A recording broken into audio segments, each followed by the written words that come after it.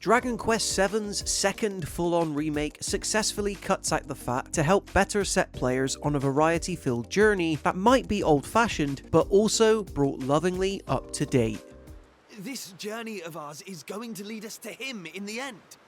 I've never been more sure of anything.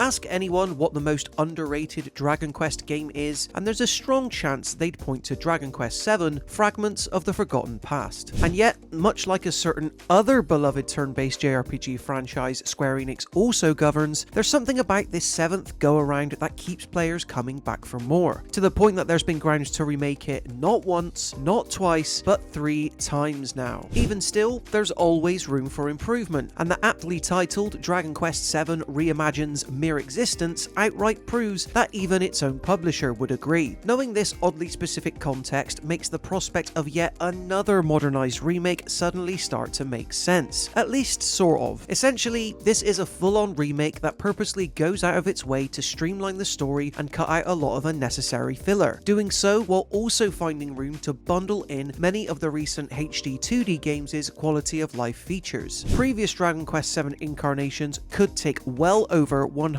hours to complete, and it was no doubt intimidating. Reimagined, meanwhile, distills the game's core essence down into a more manageable traditional JRPG in the hopes of creating the definitive version. As such, Reimagined likely won't be to the taste of series purists, but when taken alongside a beautifully executed, doll-like art style and near frictionless battle system, this is still a solid way to experience one of the Dragon Quest franchise's most expansive and ambitious stories, albeit in a slightly more edited fashion. Do you not yet realize that you have fallen into my trap?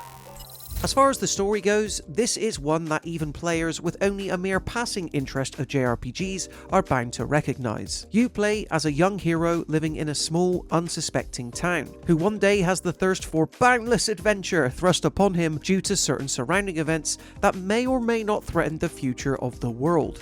Sound familiar? In Dragon Quest VII's case though, much like it was before, proceedings kick off when several continents previously thought lost to time suddenly start to reappear. Before you know it, it's your party's job to jump into the periods of history when each were under threat, so you can then resolve their issues to bring peace to them in the present. Such a setup might be relatively ho-hum by modern standards, yet as far as this franchise goes, not being limited to just one world or map, but several, is still one of Dragon Quest VII's biggest strengths. Each new island you visit never failed to stoke my intrigue, since you never quite know what type of adventure you're jumping into next. Unfortunately, Reimagined does an excellent job at sprinkling in a whole host of unique and interesting micro-stories to get involved in. Whether it be solving the mystery of a town's inhabitants being turned to stone one ill-fated night, or aiding another in its struggle to fight back against an army of rogue automatons. I think it's fair to say that exploring these islands in both the past and present is like selecting a new storybook off the shelf and diving in for a chapter. In fact, my only real criticism of Dragon Quest VII's story is that it takes a hot minute until any sort of actual threat or overarching main villain actually turns up. But hey, this is easy to forgive given how much time is spent exploring smaller tales and developing an eclectic cast of memorable party members that includes the likes of the Romer tribe dancer, Aisha, the wolf-turned-boy, Ruff, and the undeniably Team America-looking Prince Kiefer. Speaking of which, full spoken dialogue is present and accounted for here, and though it tends to be reserved for only the most emotional or climactic moments, you feel the weight of each member's spoken voice when it does pop up.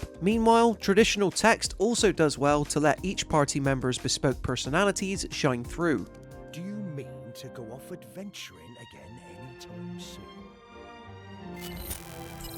A turn-based RPG in the traditional sense Dragon Quest VII Reimagined might be, but it's one that can now play almost exactly to your own tastes, providing you're willing to do some tweaking. New additions like adjustable difficulty settings, variable battle speed, and the inclusion of a second optional vocation for each character helps bring an extra dimension and level of strategy to battles that neither the PS1 original or 3DS remake could muster. The latter is born out of a new system called Moonlighting, which allows you to double up on a character's vocations so you can take full advantage of even more special skills that can be activated whenever they get worked up enough throughout the course of battle. These vocation-specific perks can often help to influence the tide of battle in some fairly dramatic ways too, although difficulty hardly ever proves an issue on the standard setting. Even still though, when combined with classic magic attacks specific to each character and the ability to routinely swap in and out accessories, it's not hard to make the battling experience in Dragon Quest VII Reimagined a surprisingly personalised one.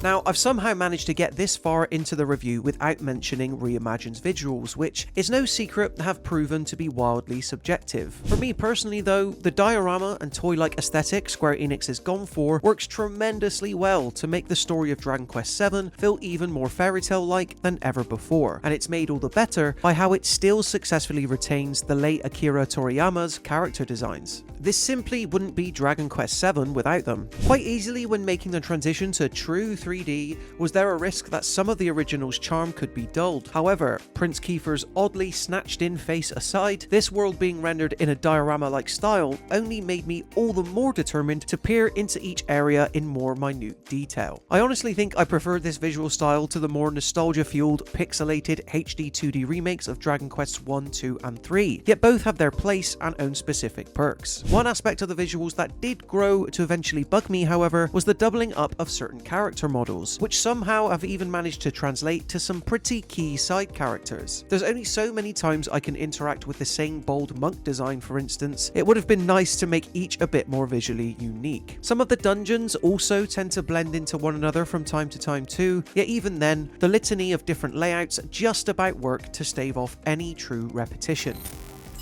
Dragon Quest VII Reimagined is the kind of JRPG remake that does exactly what it sets out to do. By recognising the blow of the 2000 original and building upon the improvements already established by the later 3DS version, Reimagined once again realises this story in a more elegant, approachable fashion. Sure, this may ultimately come at the cost of ever being able to be considered the true definitive version due to its more streamlined approach, but this is still the same journey and characters series veterans previously fell in love with, now made easier for newcomers to enjoy thanks to a revised battle system and less tedious approach to exploration. Topped off by a wonderful art style that brings a fresh perspective to classic events, and Reimagined can comfortably make a case for being the best Dragon Quest remake yet. We at All Out Gaming give Dragon Quest Reimagined a 4 out of 5.